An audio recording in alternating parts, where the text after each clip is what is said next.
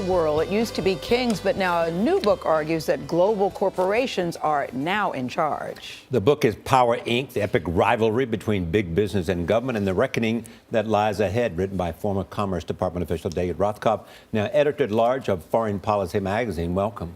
Pleasure to be here. So what are you saying about big business, that there is no cooperation and big business is so big that it makes its own rules?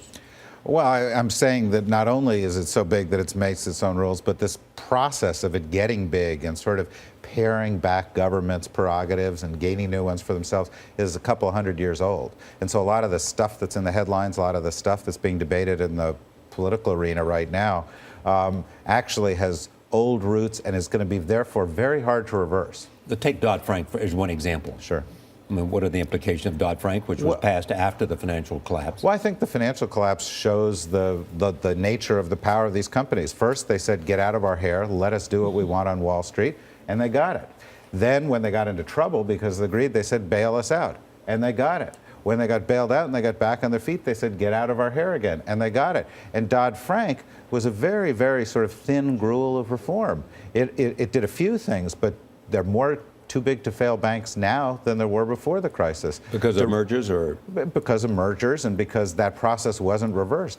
There are more derivative risks out there now than there were before the crisis. So there was a sort of an appearance of reform, but because the banks have the ability to buy political influence, they were able to contain it. And thus, keep the elbow room that they needed. David, you give many examples in the book, but I was very fascinated about Walmart, because I think we've all been to Walmart. Hello, my name is, what are you looking for when you walk in? But you talk about how big Walmart is in terms of the employees and how much money it makes compared to countries. I think the numbers are amazing. Well, Walmart is one of the biggest companies in the world, and it's probably bigger than 150 countries. But if you took the 2,000th biggest company in the world, it's still bigger than 80 countries. There are 2,000 companies out there that have more global reach, more financial resources, control more land, sometimes control military forces or political influence that's far greater than any country out there. And what is the point you're making with that when you give those kind of numbers? Well, I mean, what do you want us to know? Well, first of all, it has an impact on the outcome of things. Who do you think had more impact on the global climate talks, Sweden or Exxon?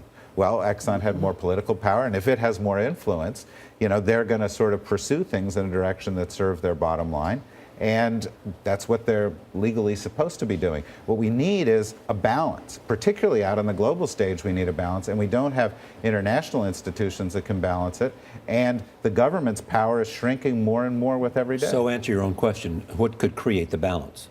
Well, first of all, you need to create international institutions with teeth. All the international institutions we got were created at the end of the Second World War to be weak institutions. You need to institutions like the World Trade Organization, or the United Nations, or the World Bank, or the IMF. But when it comes to some things, like, say, derivative markets, we don't have global regulatory mechanisms. But the IMF is not there to regulate corporations. It is there to help countries that are in trouble. Yeah, that's true, but I'm saying that among the panoply of international organizations that exist, they were all created to sort of create the appearance of global governance where there really isn't global governance. People don't have the ability to control what's going on out in the international space, much like at the end of the 19th century, you had big, companies like Standard David, Oil taking advantage of the space. Yeah. As soon as you say that, I mean, you'll have a lot of companies that have had trouble. For example, Microsoft had lots of problems getting into the EC, the European Community. Right. And then there was an international organization that prevented them because they had real questions about some issues. A number of American companies in the technology field have had those issues raised against them. That's an international organization. Yeah, no, look, this is a power struggle. It's not, a rout. Both sides are sort of in a tug of war with each other. But we have to remember that national power stops at borders, whereas global organizations are designed to operate, and they have the ability to actually shop venues. And when somebody pushes back on Microsoft, what Microsoft can say is, well, I'm going to go and locate the factory someplace else. I'm going to sell in a different way. And they have tools at their disposal, which gives them an advantage. And in the long run, over the course of a couple of hundred years, decade after decade after decade, they've been gaining in terms of relative power. It all started, David, in your book with a goat with some red horns. That's a big tease for the book. You have to find out, what does a goat with red horns means? It has a meaning. Yeah, it does. It's the beginning of the oldest corporation in the world. That was a tease for your book, David. You're welcome. Well, thank you. You're welcome.